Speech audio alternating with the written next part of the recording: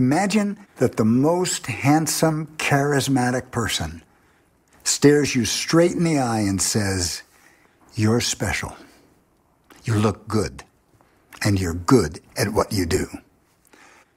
He seems to know just what you like. He reads your innermost thoughts, and you feel like you've discovered a soulmate, a deep intimacy.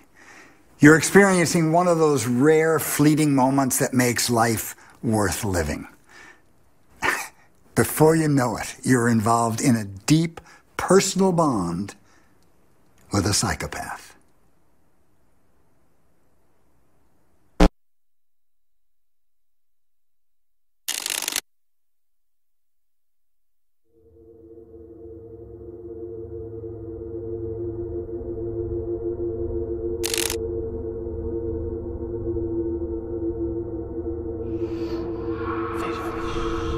What are psychopaths? Do you know any? Personally?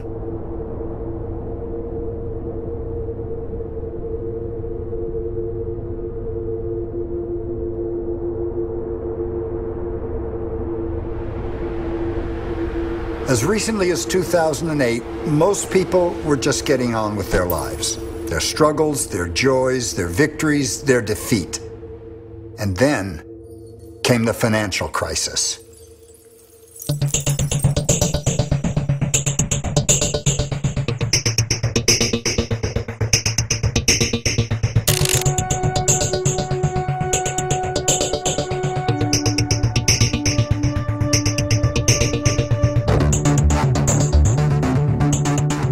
What shocked everybody is how it all happened so fast. Bang!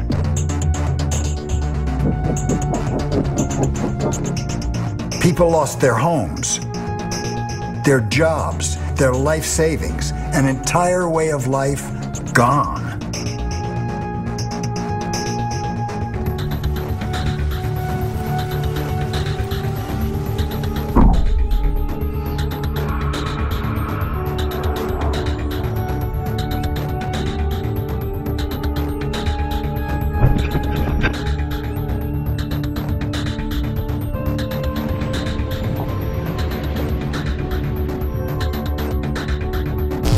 The only thing we can say with certainty is that this is not the first time we've screwed up.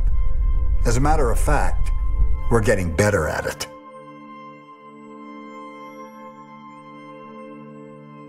I'm sure you've heard a lot of people say that we live in unique times, that society is in trouble, that the situation's critical.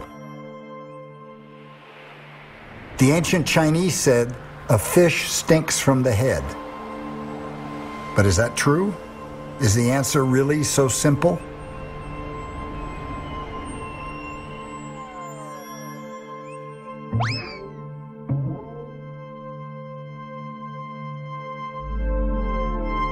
Did you make the mess? I didn't. So who did?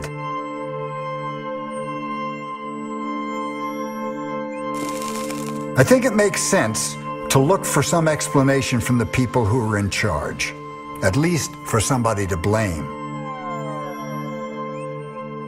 At first glance, it does appear that the world's elites, politicians, bankers, business leaders, have all, once again, completely failed in their given roles.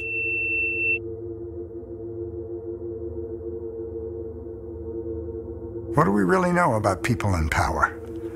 We trust our lives to them. Their decisions affect millions. We know that some of them, at least, are not the nicest people on the planet. Could they be psychopaths? In their book, appropriately titled Snakes in Suits, psychologists Robert Hare and Paul Babiak propose a new and provocative term: the corporate psychopath.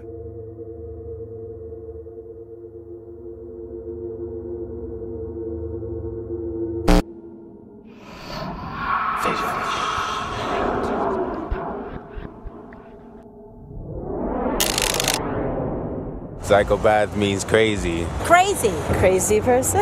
A crazy person. Crazy person. Very crazy person. Creepy people. Psychopath. Her. Him. Well, it's an individual who has a psychopathic personality. And psychopathy is a personality disorder. But they're able to work within a business or an industry or an organization. They're very different than what we commonly think about a psychopath as the serial killer. These individuals have the same personality characteristics, but through education, through where they live, they are able to get jobs in big business and do fairly well for themselves.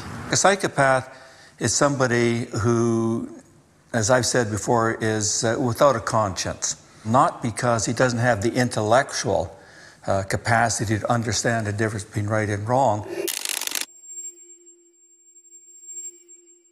It's because the emotional connection with cognitions, thoughts, and so forth is absent. Some of the characteristics would include this stunning lack of empathy, lack of concern for other people, the ability to look at other people as mere objects. When normal people are processing emotional material, there is greater activation in parts of the brain that nature's designed to handle emotionality.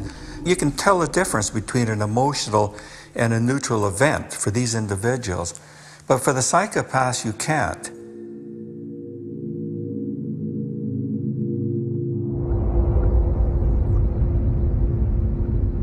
It looks like parts of limbic region, emotional brain, hippocampus, amygdala, don't function the same in psychopaths as they do in other people.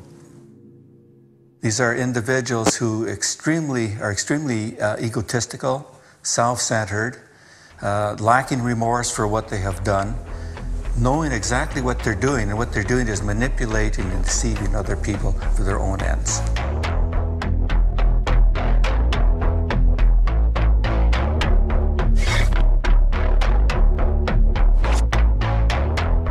A lot of the psychopaths that I've known, and I've assessed over 160 of them, a lot of the ones that I've known, they don't have an evil appearance or an evil feel. They're out to con and manipulate you. So they're charming. They're very charming, and they come across as being extremely easy to like. Most of them.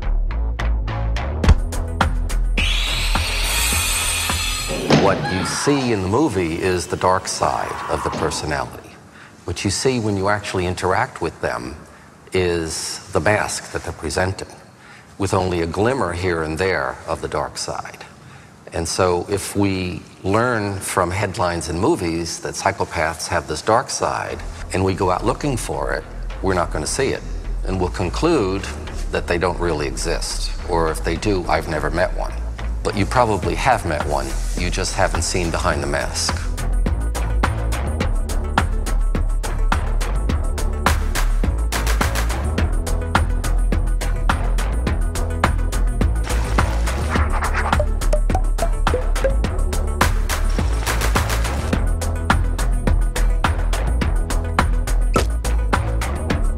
Fundamental mistake that most people make, and this includes not only the general public, but people like law enforcement officers who are trying to interrogate somebody, is the belief, the feeling that everybody else thinks and feels the way we do.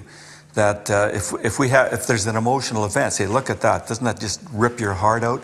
And you expect everybody to get the same reaction. But the psychopath is looking at it, and for him it's a non-emotional event.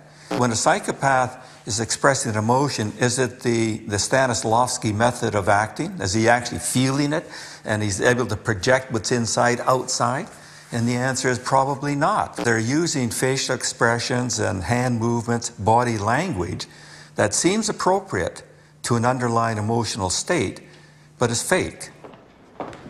I consulted on a movie with Nicole Kidman called Malice, and she wanted me to go down to Hollywood to help her portray what appeared to be a sweet, loving woman, but who's really a psychopath, So anyway, she said, look, you've got to give me a scene. And I thought about it, and I don't know where it came from, but this is the scene I gave her. You've left your apartment, and you're walking down the street, and there's an accident. And then you look at the child who was on the floor or on the ground, hit by the car, bleeding, probably dying. But kneeling beside the child is his mother. And she's emoting. She's going through every possible emotion that would be appropriate for that particular scene. And instead of watching the child and being horrified by the whole thing, you're kind of impassive, clinical, you watch the mother. And then you look at the child, back at the mother. And then you just walk away, unconcerned, walk back to your apartment, walk into the bathroom, stand in front of the mirror, and mimic the mother's expressions. That's it.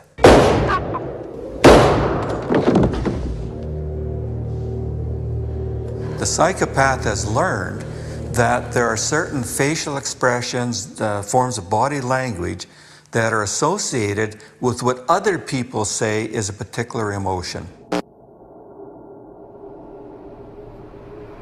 Okay, I get psychopath. What's a sociopath?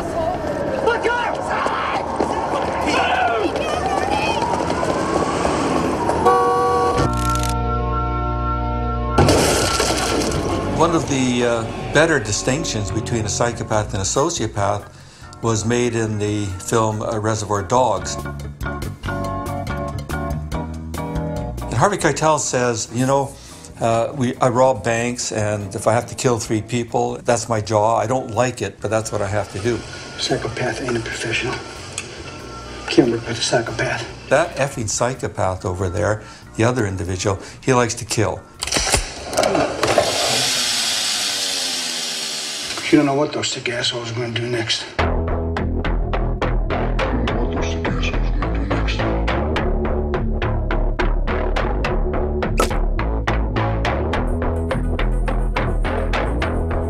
What we call the snake in suit, the white collar individual will get their needs met through more of the con manipulation or maybe the hardball attitude, right?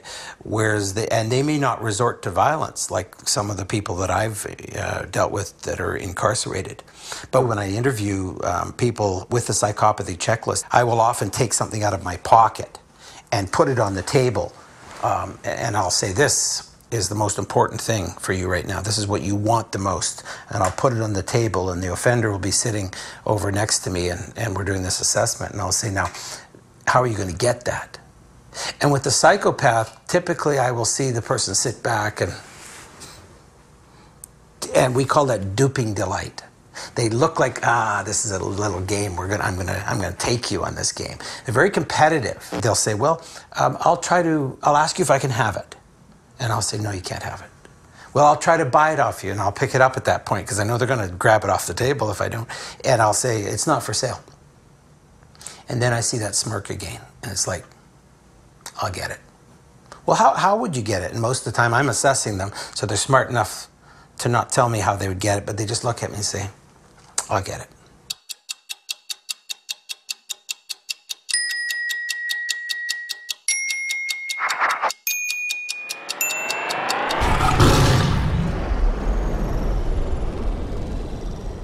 If we take 1% as a working number for prevalence of psychopathy in the general population, we could always argue that this is such a small number, why even bother? The problem is that these people move around a lot. They're always looking for victims, and they find them. So they go to the watering holes, to the feeding grounds, they go where the action is. Chances are that virtually everybody in our society is going to come across and be affected, influenced by one or two of these people in his or her lifetime. It doesn't sound like a big number until you think that that's 1 in 100 people. In the average movie theater, when you go to see a movie, you're sitting in a room with 100 to 200 people. So it's quite possible for you on any given day to bump into somebody who has a psychopathic personality.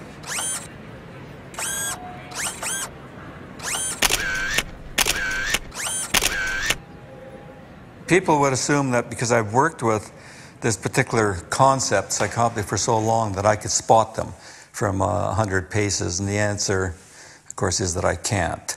I'm no better at it than most people. You cannot determine to what extent somebody might be psychopathic simply by looking at them, even talking with this person for 5, 10, or 15, or 20 minutes. Sometimes it may even take 6 months or a year. And the problem is that we continue, as a species, we're sort of programmed to do this, we continue to evaluate people the way they appear to us. We tend to be very forgiving in our interpersonal relationships with people. We're often open to their explanations and their rationalizations, and we give forgiveness. We also, when building a relationship with people, believe that they are real. What a psychopath does is they weave a picture of a person that's really a dream. It's a spirit, it's not real. And you feel like you've discovered a soulmate, a deep intimacy.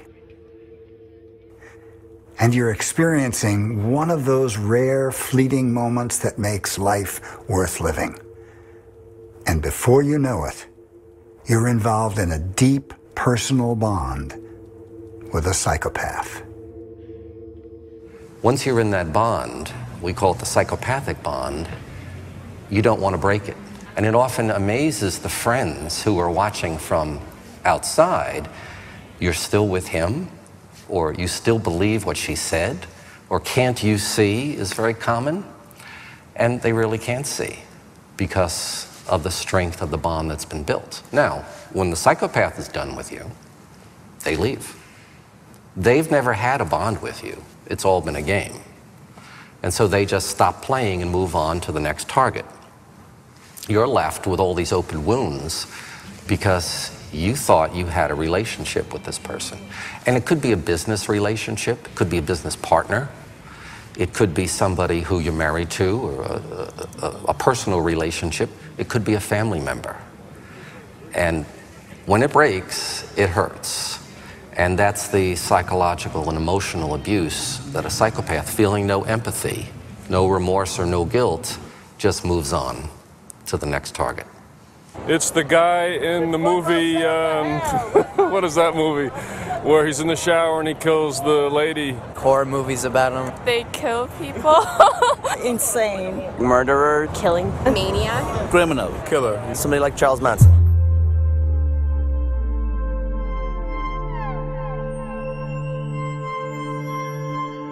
For many years, it's been thought that the psychopath leads a terrible life, that they're not successful. The downward spiral was often mentioned in textbooks. But now we know it's quite different for many psychopaths. And maybe it's because they have greater access to education. Every psychopath that I've met has had a college degree and a couple have had PhDs. So there's greater education. There's the ability to look corporate, to look like a business person, as opposed to what one thinks of as a serial killer. And somebody with a psychopath can put on the costume, talk the language, and have the certificate on the wall, and easily convince somebody who owns an organization or is hiring for an organization that they are the ideal employee. Over the years, we've coined the term corporate psychopath to describe this particular individual. They share the same personality disorder, but we want to make them somewhat distinct so that people don't confuse the serial killer with the corporate psychopath.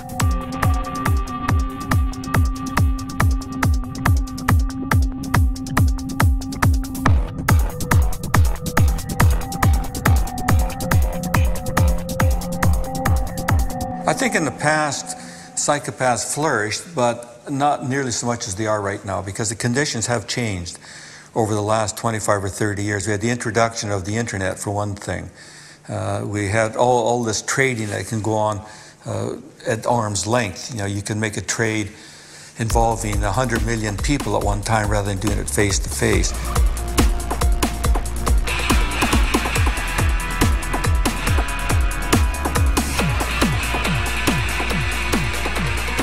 We have the collapses in the financial world, starting in the United States and other parts of the world now. You say, well, it was economic conditions. Well, I'm not an economist, so I don't know what had happened. But like everybody else, when I read through this stuff, I say, hold it, there are a lot of decisions made by individuals along these lines, and who are these individuals?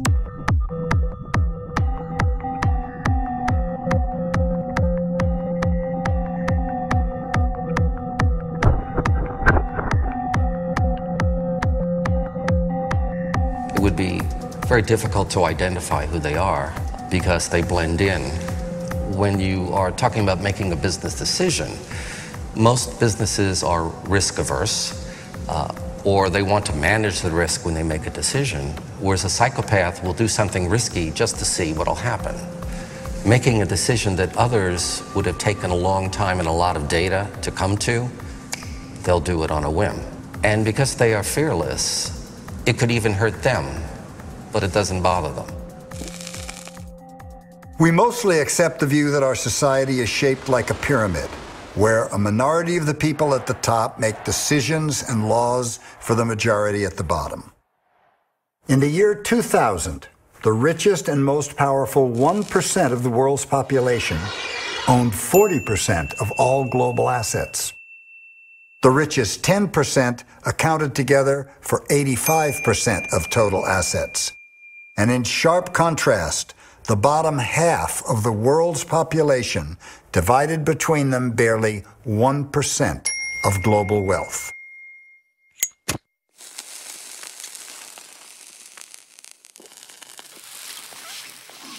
Now, it's not surprising when you remember the game of Monopoly. At the beginning, all the players start out as equals, and in the end, one person owns everything. Few people today know that the game was invented to demonstrate the strong tendency to concentrate wealth in the hands of a few. It goes to the inner roots of capitalism. With wealth comes power. You can't talk about psychopathy without bringing Bernie Madoff up. Now, I don't know whether he's a psychopath or not. I haven't evaluated him. I don't know of anybody who's done a formal evaluation on him. But anybody who can destroy the lives of tens of thousands of people, including close relatives and friends, is not your normal, loving kind of guy.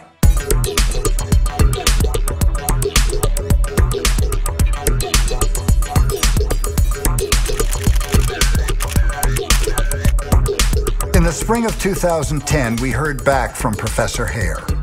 For the first time in history, his team was able to fish for psychopaths within the highest ranks of management at Fortune 100 companies, at the very top of the pyramid.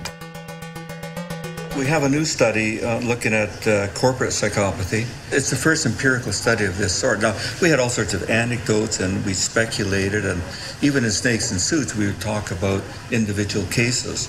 It's unusual because, to my knowledge, it's the first study that was able to use a well-validated measure of psychopathy with a lot of high-level executives. We have access to 203 senior management executives, people who were selected to go on to further management training. They were considered fairly high-potential individuals. The results are actually rather fantastic. The distribution of psychopathy scores in this population of high-level executives is about what you expect in the general population. What differs for this group is that there are more people with really high scores, and some of them, I think 8 or 9 of the 203, had scores as high as the threshold that we use for research purposes to diagnose psychopathy, that is 30 out of 40. And this was kind of surprising to us, and we had a lot more who had scores of 25 or higher. These are very high scores.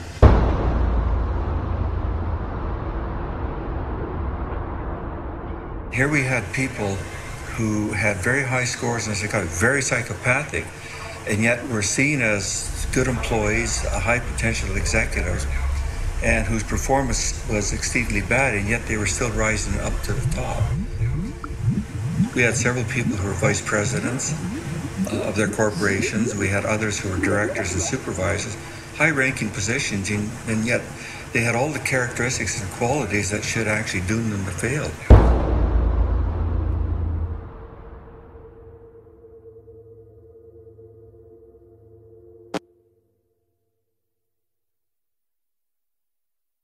So what's it like to be a psychopath? You never have to feel guilty or ashamed again. Never. None of those sticky, uncomfortable situations. Responsibility? What's that? It's actually funny to watch when people cry. All you need is to smile at them, and they'll think that you're the nicest person in the world. You're so cold and analytical, and they don't even have a clue. They can never guess what's going on inside your head. You can do anything you want. What happens in an organization is that the psychopath can mimic the high potential employee. And so they hide amongst this group of individuals. And high performers in organizations tend to get more resources, they get more training, they get bigger projects, bigger budgets, more staff. All the trappings of corporate power, which is exactly what the psychopath, who's a parasitic predator, is looking for. And it is unfortunate for the organization on the whole that the psychopath can do this. What happens in that small group is that the psychopath realizes that all of the other high potentials are rivals or potential rivals and begins to take them out through manipulation, lying, backbiting, all of those kinds of behind-the-scenes activity. The organization then begins to lose this cadre of high-potential performers. They either leave of their own volition, or they're set up and they're fired, or they're sent to another division where they're out of the way. And then the psychopath has taken control. So yes, they do have an advantage because of their personality. And it really is up to the organization to set up some control mechanisms, some monitoring mechanisms to be able to differentiate the true high performer from those who only look like that. You could probably see it at the world level. You're thinking of governments, government leaders, and I see no reason why somebody who is very, very psychopathic couldn't end up as a leader. We've had this many times in history. You can go right back to the Romans and the Greeks and the Egyptians and just trace them all the way through, and many of these people clearly would qualify as psychopaths. But given the times and the context, they did fairly well. Now, a lot of people suffered because of it. And I think what's happening right now is that if we value what these people are doing, or maybe to put it another way, we don't actually pay attention to the bad things that they're doing. We look at, this is terrific, the guy's he's doing this, he's making lots of money for us, and our popularity around the world is increasing, we're moving our armies around, and we're getting all this prestige and so forth, but people are suffering.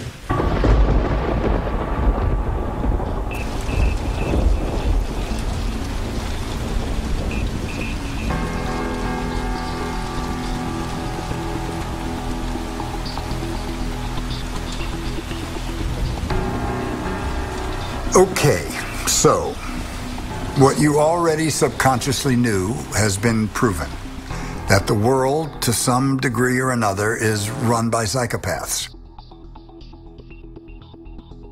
So what do we do with that? We go after them? We take them down? How? And is that really the problem? Are they the fish head?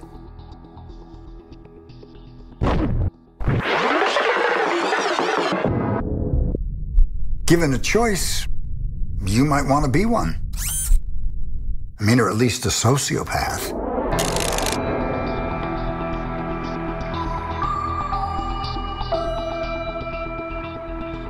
Now, it turns out there's a really easy way to do that. And millions of people around the world have already taken a bold step in that direction. The connection may not be clear at first, but it will reveal itself. I was at a funeral of my mother, and really beloved woman. And I have a relative passing around Valium. I said, what is this? They said, oh, it's okay. It'll make you not be nervous or depressed. I said, I'm grieving. I want to be nervous. I want to be depressed. As my mother's dead. If, what is the whole point? They said, well, no, but don't you want to just be calm? I said, no, you're missing the whole point.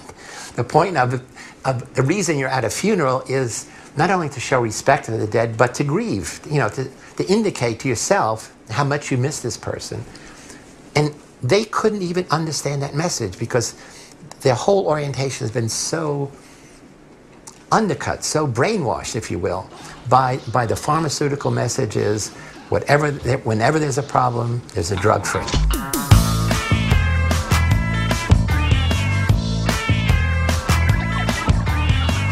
It's a drug. Which make you feel happy. Antidepressants, sure, yes. Yes, I have heard of antidepressants. Yeah, I know what they are. But I don't know anybody. It's a medication. Yes, medication. Yeah. Yeah. Yeah? I honestly don't know. No. I heard about them. That sounds really familiar. I think so. Yeah. Yes. Zoloft, Prozac, no. Xanax, yes. Do you have any? A little more than 67.5 million North Americans have taken a course of SSRI antidepressants, which is a phenomenal situation. I do not have any personal experience now. None. I'm a very happy person. Are you? No. I'm a happy person. No personal experience. Not personal. No personal, no. No. No. No. No. No. No. No. No. No. No. No. Personally, no. But I know people who have had experience with those type of things.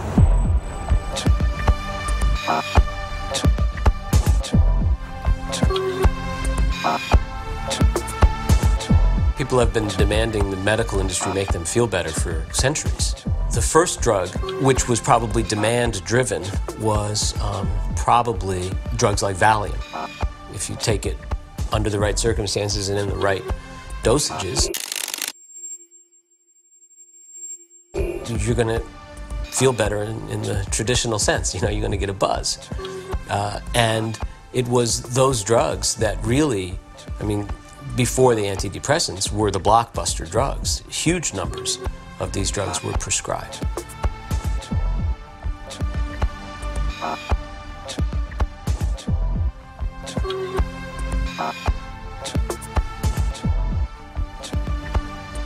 Valium cut through to the masses. It's an anti-anxiety agent and a very effective anti-anxiety agent with a lot of side effects, and it's very addictive. In the beginning, a little bit like Prozac, they thought that it didn't have many side effects. In 1987, when Prozac was approved for the market, it was promoted very heavily, but it became a blockbuster drug, in large part because the media just set off a phenomenon, the Prozac effect. It was on the cover of Newsweek in the early 90s. There was a very famous book called Listening to Prozac. Sales hit $1 billion, then $2 billion. $1 billion in sales, it represents what they call a blockbuster drug. Another critical moment that sort of brought it to the level that it's at now was the television marketing of drugs.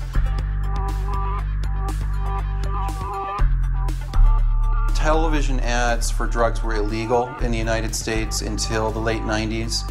And that brought Prozac and Paxil and Zoloft into people's living rooms sort of on a nightly basis. Everybody with a sort of passing anxiety or depression or seasonal affective disorder can be potentially medicated or potentially diagnosed. Sibling relational problem, which is, having problems with your brother or sister. And to me, that's not psychiatry, that's not dealing with mental illness. The concentration on schizophrenia, on major depression, on bipolar disorder has been to a large degree diverted to the everyday anxieties, but we've diagnosed them and medicated them in extraordinary fashion. I don't know anybody that's depressed, but I do know that the people that do take them, they work for them. If they don't take them, they go back crazy. That's just about all I know. Well, it's just a mess being on antidepressants. They create as many issues as they solve. Oh, my father. He's another one. My father was on Prozac But wow. One of the ways that Prozac became so popular and the way the drug was marketed was that it would allow you to function better and to be more effective in a competitive society and sort of attempt to master those fears. For mild depression, or the appearance of mild depression, and the medication of that condition, the stigma is so far reduced that it's actually kind of cool, to be depressed, to be fucked up and messed up and stressed out, and concomitantly to be taking drugs for that.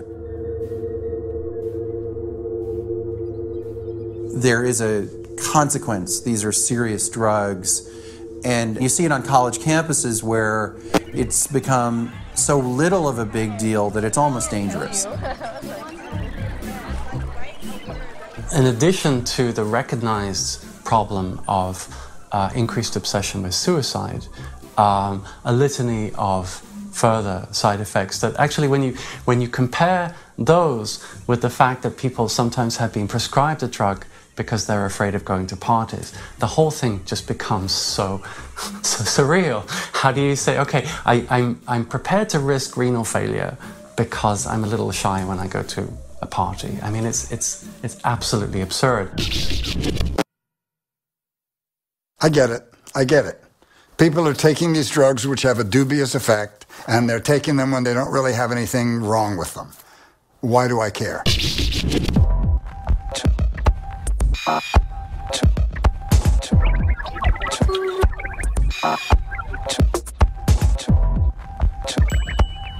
The drugs that we take for depression now, the SSRIs, largely work by changing the metabolism of serotonin in the brain. One of the things that these drugs do seem to do pretty consistently when they're working is they sort of curtail or attenuate emotional life. So many people describe how they're in situations when they've been on the drugs for a while where they know they should be getting angry, or they know they should be sad, and they sort of are sad, but they're not feeling what they would expect to feel. I've written about how the drugs generally, for some people, sort of numb them out, and many people have written about how, our normal affect, which is mood, will go up and down. And many, many people have written about how that range becomes much more, the highs get topped off and the lows get bottomed out with Prozac and similar drugs. And I've seen, definitely a narrowing of that emotional range and an associated indifference to the larger world. I think that it's possible to say that without that access, without the access to those depths of feeling, it's very difficult to develop empathy of the kind that really affects behavior. I mean, if you look at the global economic meltdown, whatever we're going to call this time that we're living in right now, anybody reading the New York Times or listening to the nightly news knew that there was a bubble, whether it was the high-tech bubble or the housing bubble. They knew it was happening in broad daylight. So what allows people to stand back and watch that happen? It's interesting to see this. And then if you add to that the fact that the particular nature of these bubbles is that it's all form and no content. It's all ambition, it's unbridled speculation, and it's fueled by what? By confidence. If you go and you look at what people experience when they take these drugs, what they experience when they take these drugs is an upsurge in feelings of well-being, confidence, resilience, the ability to sort of take what comes and not let it lay you low. And I think that it's possible to assemble a picture where it at least bears investigation what these two phenomena have to do with each other.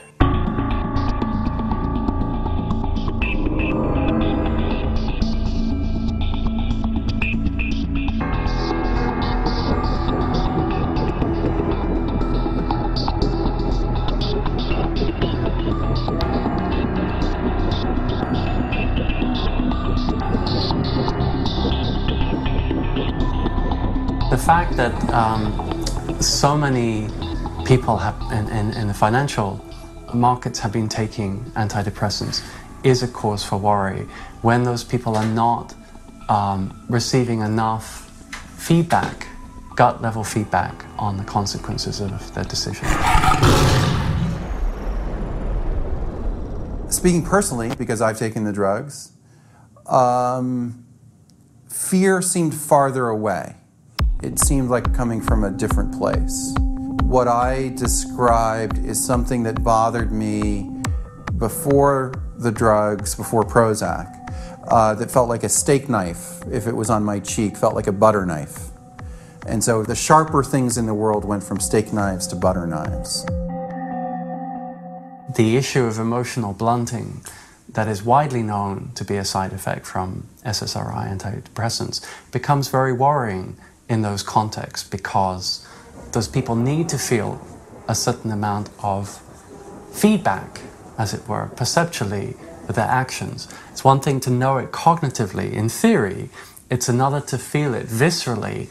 I am trading billions of dollars with this transaction. Is it wise? Is it cautious? Have I correctly interpreted everything? And the body, the mind needs that kind of feedback.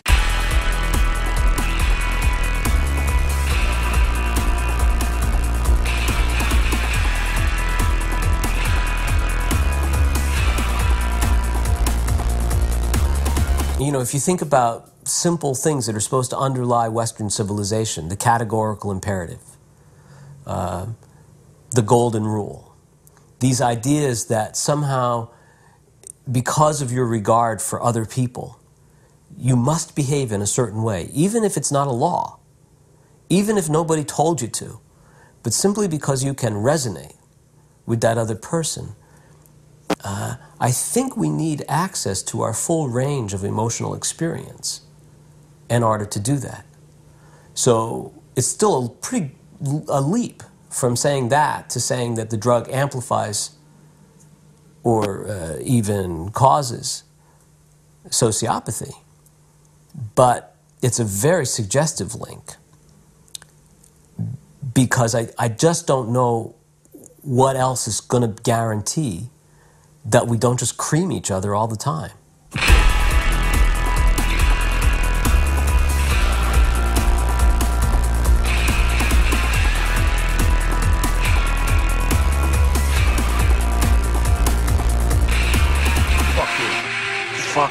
Fuck you, fucked up. Fuck you, fuck you, man. Fuck, fucking, fuck, fucking, fucking, fuck, fucking, fucking, fuck, fucking, fuck, fuck, fuck, fucking, fuck, fucking, fuck, fuck. Okay, let's go back to the beginning. It's tempting to want to stop here and say that the problem, the ultimate fish head, is psychopaths and people taking happy pills to deal with psychopathic conditions. But that's sidestepping the main issue, which is why are we, the rest of us, not doing anything about it? So what's the connection between psychopaths and happy pills? Empathy. Simple human empathy, or the lack of it. Psychopaths don't have it, and happy pills kill it.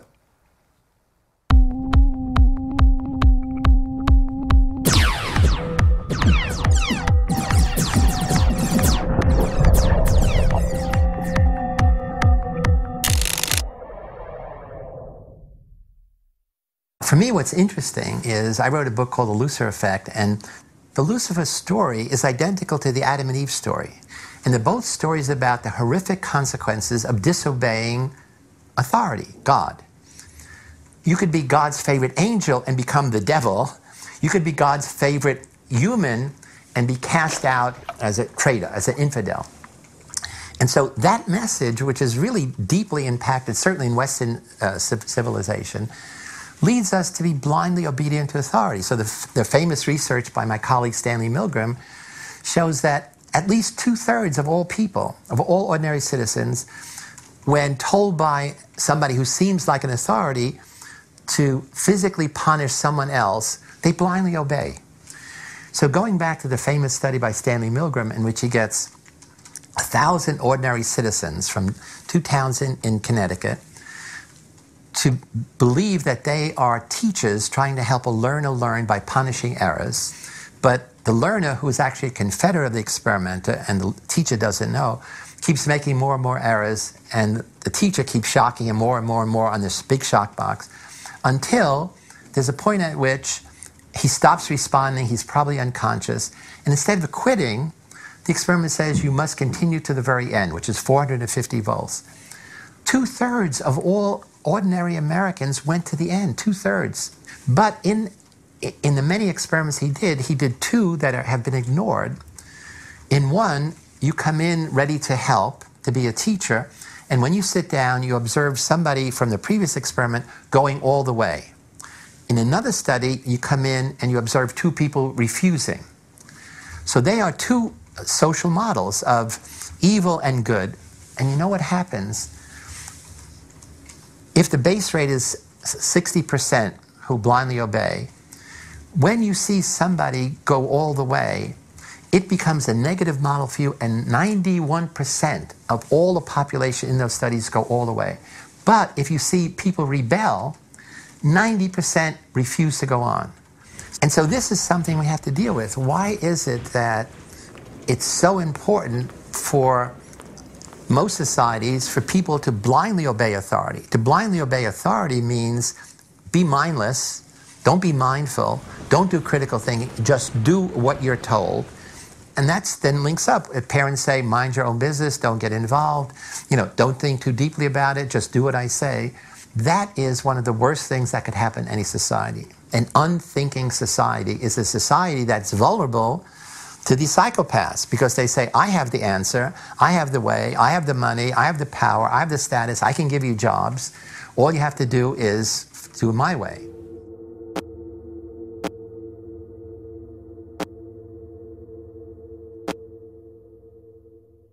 Long before the corporate psychopaths, there was Hitler and Stalin and the others, and those totalitarian dictators had the same message. Give me your power and I will give you security, or the illusion of security, and all you have to do is do what I tell you to do. Many people are willing to give up freedom because it has associated responsibility for the illusion of security. For somebody to say, okay, you're a good boy, you're a good child, now go play in the corner and don't bother the grown-ups.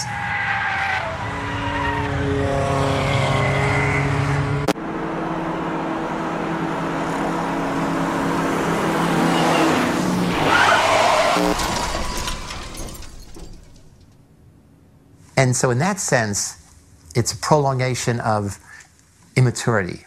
That is, as children, authorities, most parents, most teachers are good. Following their lead is good. But nobody teaches us to make the distinction between just authority that deserves our respect and unjust authority that deserves defiance. And that's a big problem, because as you grow older, then here are these psychopaths, political, religious, organizational, industrial, who put on the same mask and say, follow me. And you say, okay, without thinking why, where, when, and how.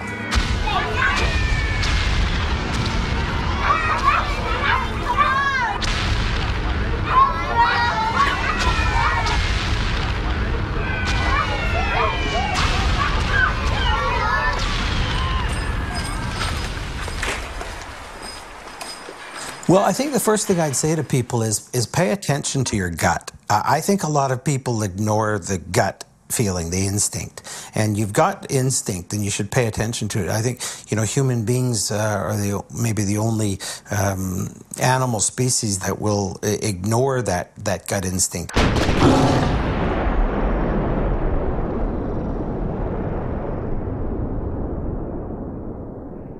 The problem isn't that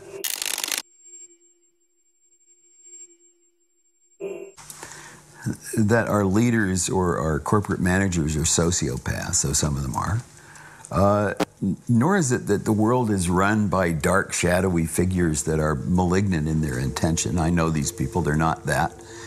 But the organizations themselves and the systems are sociopathic. You can't expect them to have a conscience. You can't expect them to have a heart. You have to live within their nature. You can't regard nature itself as being evil.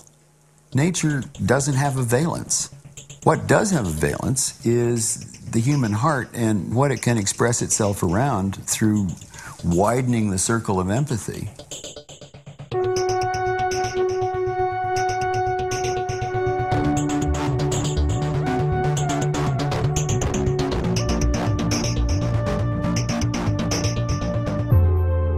Why should I care more about empathy than the next guy? None of the rich guys made it big through empathy. Why should I give up my comfort and my aspirations? We all want to win, don't we? What I see over and over again is the collision, if you will, in the organizational systems, that you have somebody at the very top of the organization, and I work with a number of these people, and they're all making what I think most any of us would consider just extreme amounts of money. And if you think about the effect of this psychologically on the people, it becomes a situation where money and the desire for money simply begets more desire. And I think that's a very primitive, from what we understand about human psychology, that's a very primitive state of desire and appetite, to see it as limitless and be able to almost devour anything. And usually in our own process of maturation, we have the experience of encountering limits, right? And we learn about reality testing and, well, I might want that or feel I could take all of that, but in fact, I understand my limits.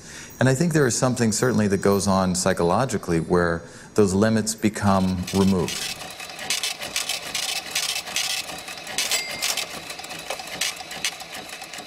These are crazy times, and people are crazy within them, and institutions are crazy within them, and this is how it will be as we try to adjust to the idea that everything we know is wrong. But I think there are some things we can do to make them better, and one of them is to give up on the pursuit of happiness, in the sense that happiness is something you get from more.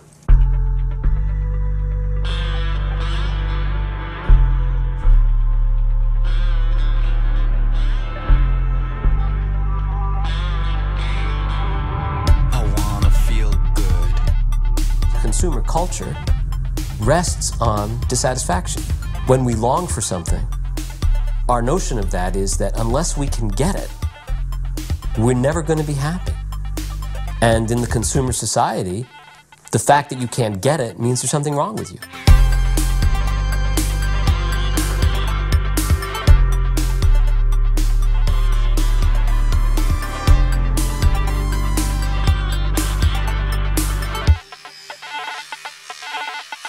For me, one of the problems is when you talk about good and evil, villains and heroes, it's really a sharp distinction. But really, there's a gray line between them, that no one who does evil ever thinks what they're doing is evil. Evil, there's a slippery slope, that we know evil begins with a small first step, signing a petition. In the Milgram experiments, is pressing a 15-volt switch that the person hardly feels. It's telling a racist joke, which doesn't seem so bad. But once you do that, once you cross the line between good and evil, then it becomes easier and easier to take the next step, the next step, the next step, until finally what you're doing is now irrefutably evil.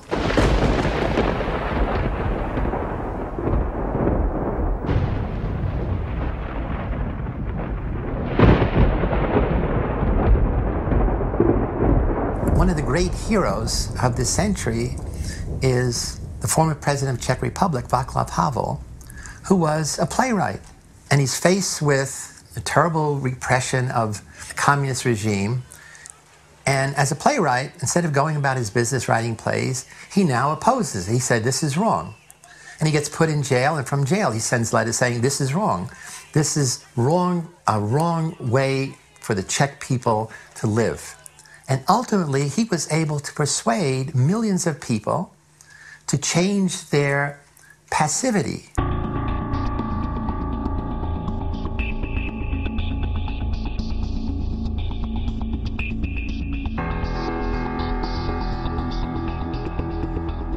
Každý z nás zná takový podivný pocit ušpiněnosti, zapatlanosti.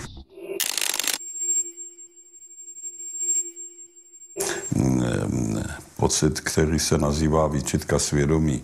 Když uděláme nějaký kompromis, o němž si nejsme jistí, jestli byl dobrý, tak na něj myslíme znovu a znovu a trošku se vlastně trápíme. I když ten kompromis nám možná usnadnil život ve srovnání se situací, která by nastala, kdybychom ho neučinili. Ale já osobně u sebe pozoruji to, že když se zachovám statečně, je to vlastně ze zbabělosti, protože se bojím, že se dostaví ten pocit té zalepkanosti, že jsem něco udělal špatně, že jsem udělal nežádoucí kompromis, že jsem uhnul a naopak, když něco udělám, u čeho vím, že jsem to udělal správně, tak mám až takový pocit lehké euforie. Před letošním 21. srpnem jsem řekl, že ještě nenastal okamžik, kdy jde o vše a je třeba vložit do hry celé své srdce. Mám pocit, že takový okamžik nadešel dnes.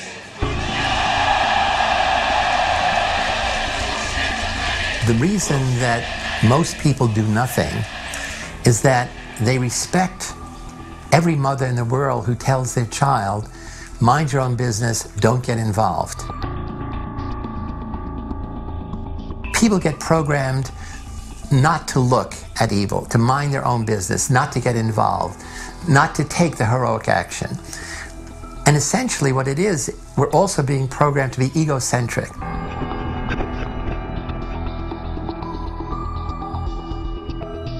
Here it is. We're being told that one way or another, we're all part of the fish head. Well, even if we accept that, I mean, what is there to do? It's so big, there's nothing we can do.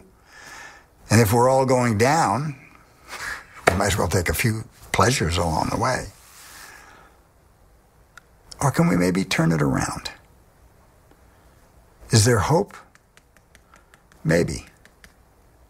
And maybe the hope is the same as the reason that we're in this mess together. Because we are in it together.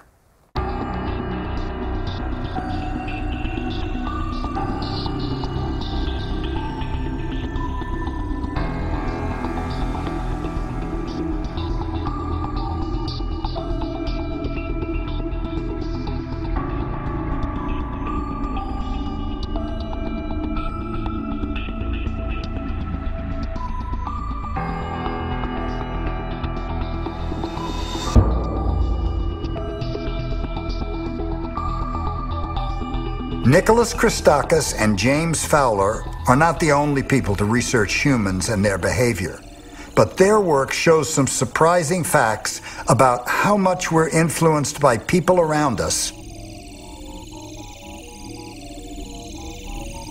and more importantly, how we influence people around us, even complete strangers. Or what I think is somewhat novel about the work that we've done is not that we've shown that people are affected by those around them. Because this is common sense, right? We know this. We know that human beings are affected by others. But what we've been able to show, I think, is that we're affected not just by people who are 1 degree removed from us, but also by people who are 2 and even 3 degrees removed from us. Not only is it the case that our friends seem to affect us, but our friends' friends also seem to affect us. In fact, this spreads to our friends' friends' friends at 3 degrees of separation. The point is that it's not just 1 degree, it's more than 1 degree. The point is that we don't just affect those around us, but we affect other people who are strangers to us. And that we are not just affected by those around us, but affected by other people who are strangers to us. And we find that this is true for obesity, for smoking, for happiness, for loneliness, for drinking behavior, for depression. Everywhere we look, we find this 3 degrees of separation. You tend to affect your friends' friends' friends and no further. and your friends' friends tend to affect you and no further. The human beings are assembled into these elaborate, complex, branching, lightning-like structures, where I'm connected to you and you to others and those others each to others, and you get this incredibly baroque, intricate, beautiful pattern of human social networks. And most people, when they hear social networks nowadays, they think about the online variety, which is a very recent phenomenon. You know, the last 5 or 10 years, we've been assembling ourselves into these online networks. But in reality, human beings have been assembling themselves into social networks for hundreds of thousands of years. Even though the results of their study have been verified, there are still those who remain unconvinced. Especially in countries like the United States, where individualism is so strong, I think a lot of people think that they're the captain of their own ship, that they're making these decisions independently. And I think what our research really shows is that we don't make these decisions in isolation.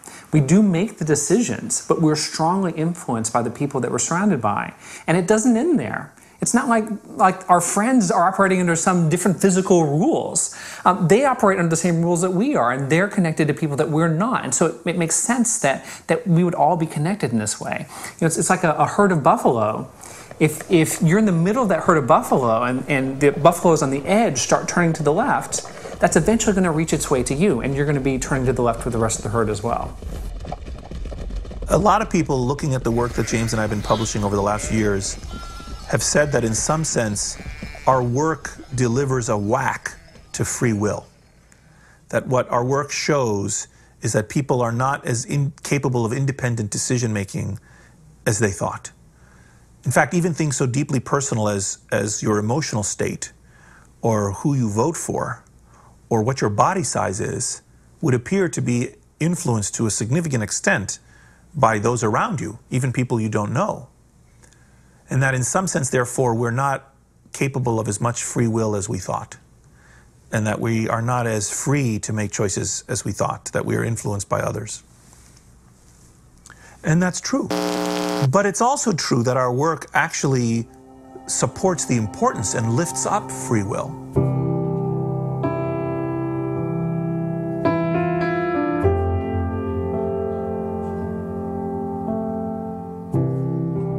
I believe that behavior is changed by having a social norm which says, this is the way we behave. This is the way it's acceptable. This is the way it's appropriate to behave. One of the fundamentally interesting things about human social networks is that networks tend to magnify whatever they are seeded with. So they will magnify germs, they will magnify fascism, they will magnify smoking, drug use. 20 years ago, if I was in a room with 10 people smoking and I was the guest of honor, I would have to leave the room when my eyes teared up. And when I wiped the tears away, I came back and they said, okay, now we can go on with the meeting. The social norm was smoking is okay. Now, if one person lights up, that person has to leave the room. Or now, in many, certainly in America, and certainly in West Coast, nobody lights up in public. So social norms are critical. So how do we change the norm away from me first to us first? So by promoting the notion of ordinary heroes, everyday heroes, we give the world a new social norm to say, your task in the world is not to seek power for yourself, it's to seek power for other people. What our generosity study shows is that if the good things that we do tend to ripple out so that the people around us copy those good things and the people around them copy those good things, it's also possible that some of those paths loop back to us. If you're exposed to people who treat you kindly and cooperate with you, then when the bell rings and you interact with new people who are strangers to you, you treat them kindly. And then when the bell rings and those people interact with still other new people, they treat those people kindly. So the way I am treated now ripples through the network and can affect complete strangers. So I absolutely believe that when you learn that you influence not just your friends, but your friends' friends and your friends' friends' friends, that it changes the way you see the world.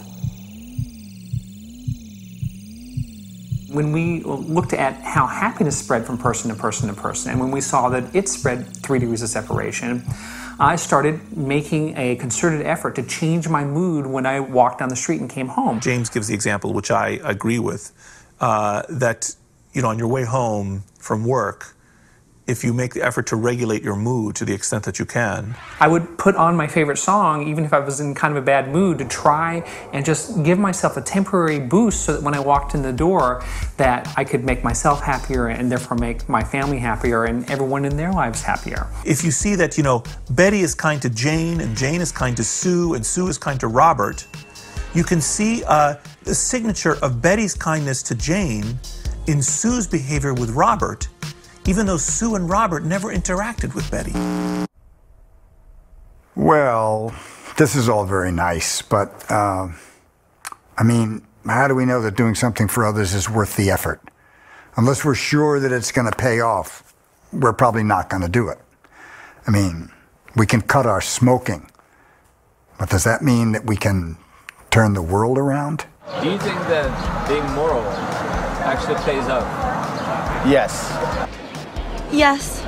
Absolutely. Absolutely. Definitely. Definitely. Definitely. Depending on the situation. It's as contagious as anything that would be bad, too.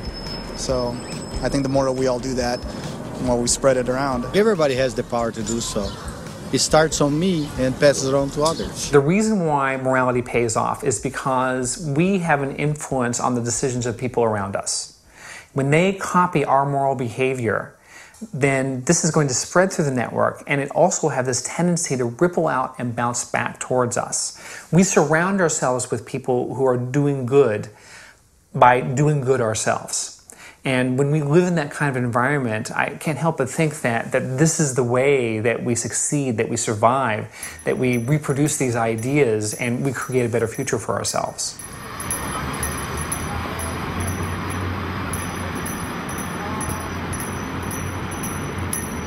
Já mám na to takový přirovnání našeho příběhu, českého příběhu, kdy ta opozice, ti disidenti takzvaní, byli všemi považováni za blázny, protože se to zítra nebo pozítří nezmění v nějaký konkrétní úspěch, to jejich počínání. A ono se posléze v jakýsi úspěch změnilo. Že ale nebylo to proto, že jsme kalkulovali s tím, že zítra nebo pozítří se to stane, i když bychom to uvítali, ale prostě proto, že jsme to dělali z principu. Is it important to be moral? Yeah, for sure. Yeah. Yeah, maybe. Of course. Well... Proč vlastně člověk páchá občas dobro, když o tom nikdo neví? No to je možné jenom proto, že ve vás dříme, byť nevědomně, jakýsi pozorovatel, který to všechno, co děláte, vidí. No a co to je jiného než věčnost, než nekonečno? Něco, co přesahuje všechny myslitelné horizonty našeho počínání.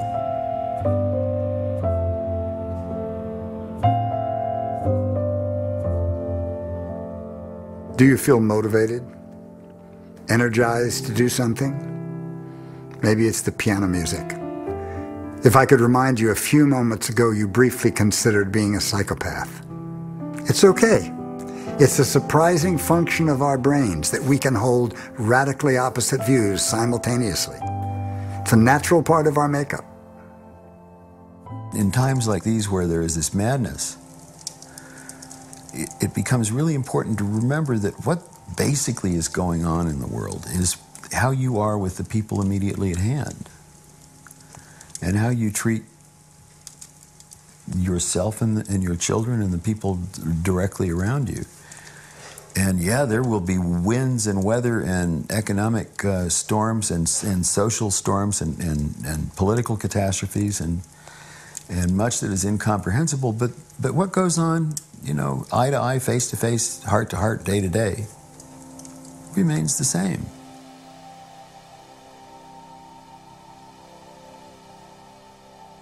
všechno začíná u drobných věcí. Nemusí člověk vymýšlet vize lepšího světa.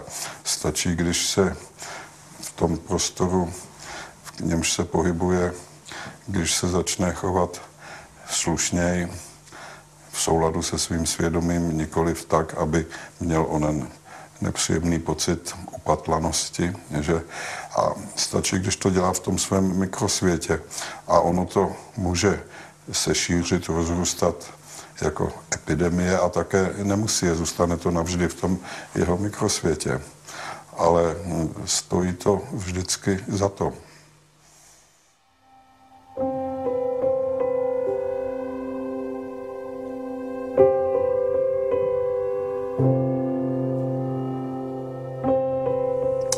If I was always violent towards you, or gave you deadly germs, or made you sad, or gave you misinformation, you would cut the ties to me and the network would disintegrate.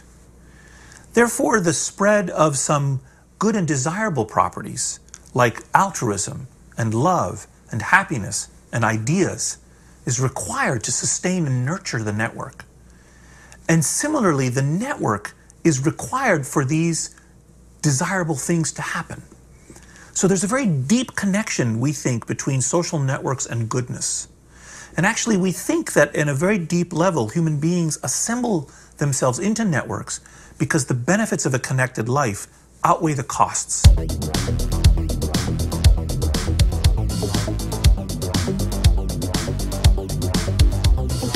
I've been studying the human condition for more than 40 years, focusing primarily on what makes ordinary people get seduced into evil.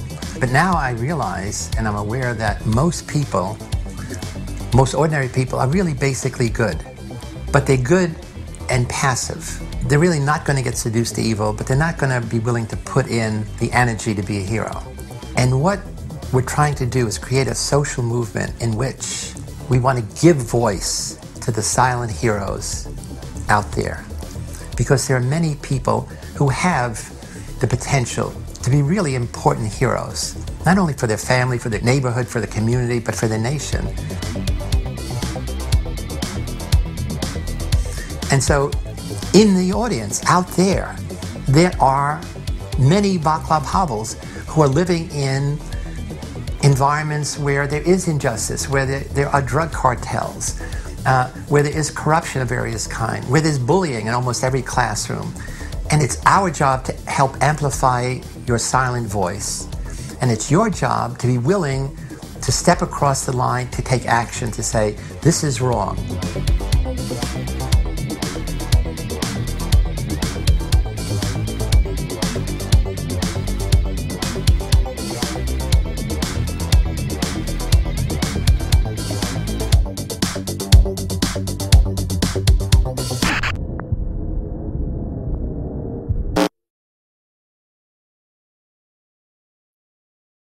So imagine that the most charismatic, handsome person looks you directly in the eye and says, you can save the world. What would you do? We can deal with the fish head if we remember that we're in this together. And we stop looking at the top of the pyramid where the celebrities and the leaders are, and we look side to side. The advantage of being in a herd is that when as few as 5 to 6% of the total population becomes aware of something, like danger, for instance, nearly everyone becomes aware. And our success is going to depend on the answer to two questions. How many are we? How close are we to the 5 to 6%? And what will you do?